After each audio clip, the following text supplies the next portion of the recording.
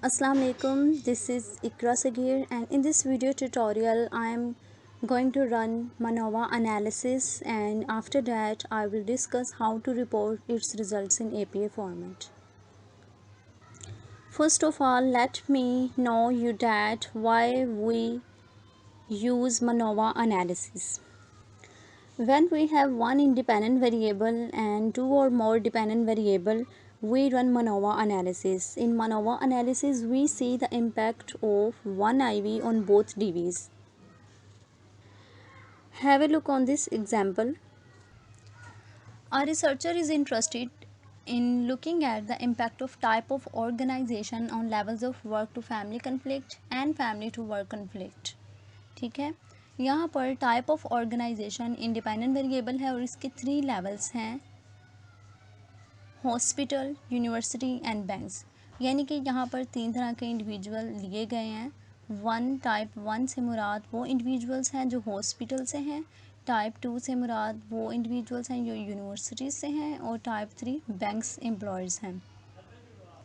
So type of organization is independent variable in this example, and work to family conflict and family to work conflicts are 2 independent variables in this data. So to run MANOVA analysis, click on Analyze, General Linear Model, then Multivariate.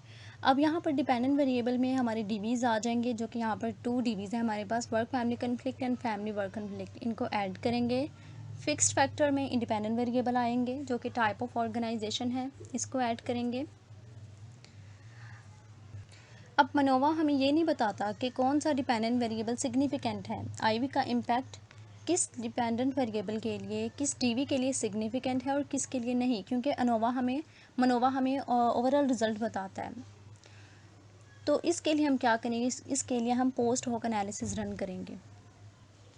ठीक है, group difference के लिए भी हम post hoc analysis run करते हैं। तो यहाँ पर वो वेरिएबल एंटर करेंगे जिसके 3 और मोर लेवल्स होंगे। हमारे पास type of organisation independent variable है और इसके 3 लेवल्स हैं, तो इसलिए हम इसको यहाँ पर एंटर करेंगे। टकी हम तब सेलेक्ट करते हैं जब हमारे पास इक्वल साइज़ होता है हर ग्रुप का। यहाँ पर हमारे पास 3 ग्रुप हैं, हॉस्पिटल, यूनिवर्सिटीज़ और बैंक। अब तीनों ग्रुप्स में 6 इंडिविजुअल्स हैं। इट्स मीन्स डैट के सैम्पल साइज़ इक्वल है हर ग्रुप में, तो इसलिए हम टकी सेलेक्ट करेंगे। अगर सैम्पल साइज़ इक्वल ना होता तो हम होचबर्ग या गैब्रियल में से कोई सिलेक्ट करते। इक्वल वेरिएंस नॉट अज्यूम्ड में से गेम्स होवल को सिलेक्ट कर लें। Now click on continuous. Now click on the option tab. Option tab में यहाँ पर इंडिपेंडेंट वेरिएबल को ऐड करना है डिस्प्ले मीन्स फॉर के बॉक्स में। Now choose estimates of effect size, descriptive statistics for mean and standard deviation and homogeneity test. ये assumption testing के लिए हम करेंगे। ठीक है, उसके बाद कंटिन्यू एंड देन ओके। अब यहाँ पर ये एनालिसिस रन हो चुका है। अब इसकी हम इंटरप्रिटेशन, इसकी रिपोर्टिंग की तरफ आते हैं। इसको कैसे रिपोर्ट करते हैं। रिपोर्ट करने का जो सीक्वेंस है वो सीक्वेंस ये है कि हम पहले मनोवा रिपोर्ट करते हैं, मनोवा के बाद अनोवा और उसके बाद फिर पोस्ट हॉक। इम्पोर्टेंट चीज़ यहाँ पर ये है कि अगर मनोवा का रिज़ल्ट सिग्निफिकेंट है तो ही हम अनोवा रिपोर्ट करेंगे, और अगर अनोवा का रिज़ल्ट सिग्निफिकेंट आता है तो उस केस में ही हम पोस्ट हॉक रिपोर्ट करेंगे, अदरवाइज़ नहीं करेंगे। एक क्वेश्चन यहाँ पर ये माइंड में आता है कि हम मनोवा एनालिसिस रन कर रहे हैं तो इसमें हम अनोवा को क्यों रिपोर्ट करते हैं। उसकी वजह ये है कि जब हम मनोवा हमें ओवरऑल रिजल्ट्स बताता है कि आईवी का इम्पैक्ट है दोनों डीवीज़ पर। किस डीवी के लिए है हमें ये नहीं बताता, कौन सा रिज़ल्ट सिग्निफिकेंट है और कौन सा नहीं है। आईवी का इम्पैक्ट कौन सी डीवी के लिए सिग्निफिकेंट है ये देखने के लिए हम अनोवा एनालिसिस रन करते हैं। तो अनोवा हमें दोनों वेरिएबल का सेपरेट सिग्निफिकेंस लेवल बता देता है।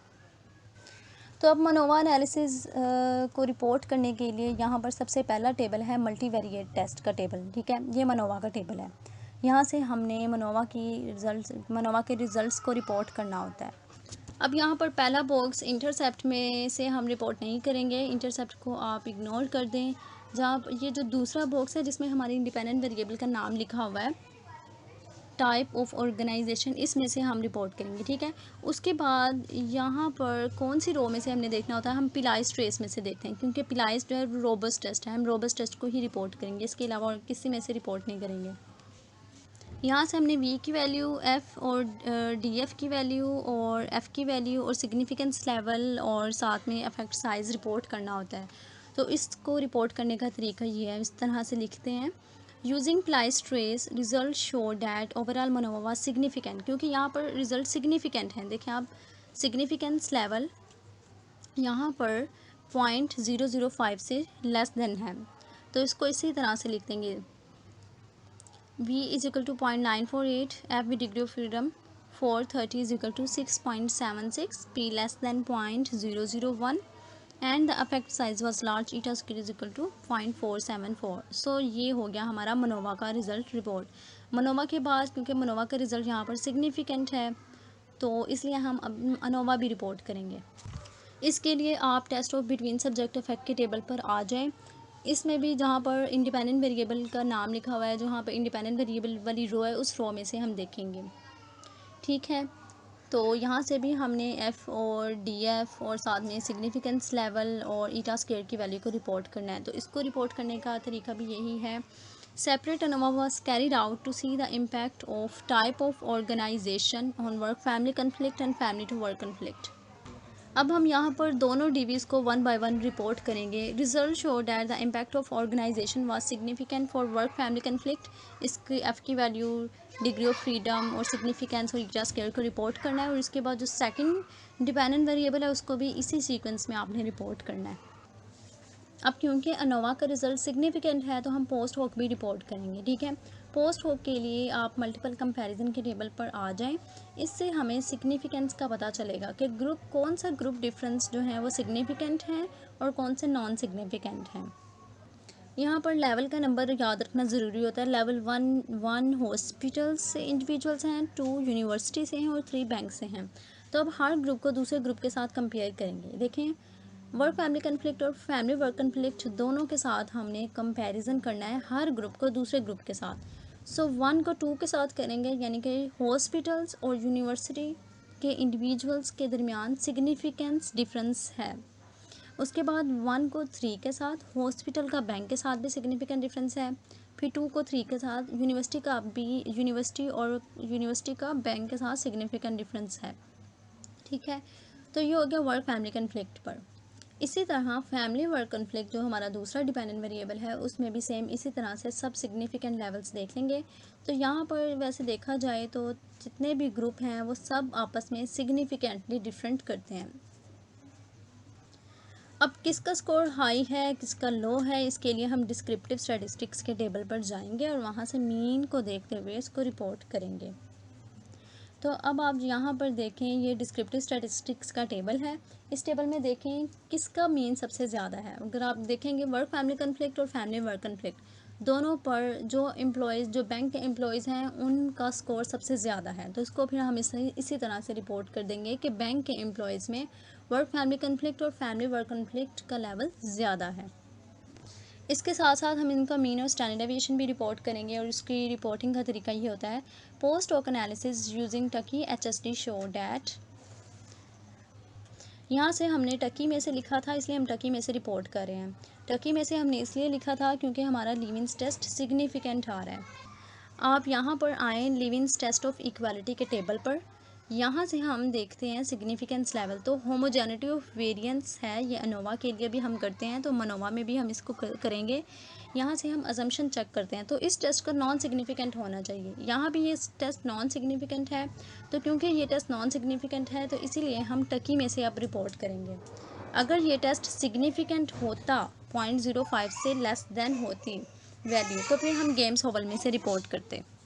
So we report in this way. Post hoc analysis using Tucky HSD shows that individuals working in banks score significantly higher on work family conflict report mean and standard deviation of this as compared to individuals working in hospitals and universities.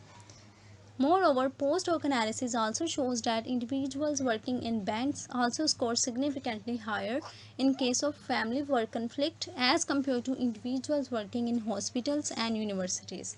So in this way we report मनोवा। मनोवा में हम सबसे पहले मनोवा का results report करते हैं, फिर हम ANOVA को रिपोर्ट करते हैं और उसके बाद हम पोस्ट होप यानी कि ग्रुप कंपैरिजन जो है उसको रिपोर्ट करते हैं। जब मनोवा नॉन सिग्निफिकेंट आता है तो फिर हम सिर्फ मनोवा रिपोर्ट करेंगे, बाकी कुछ भी नहीं रिपोर्ट करेंगे। So students, if you have any question let me know in the comment section. Take care of yourself. अल्लाह हाफिज़।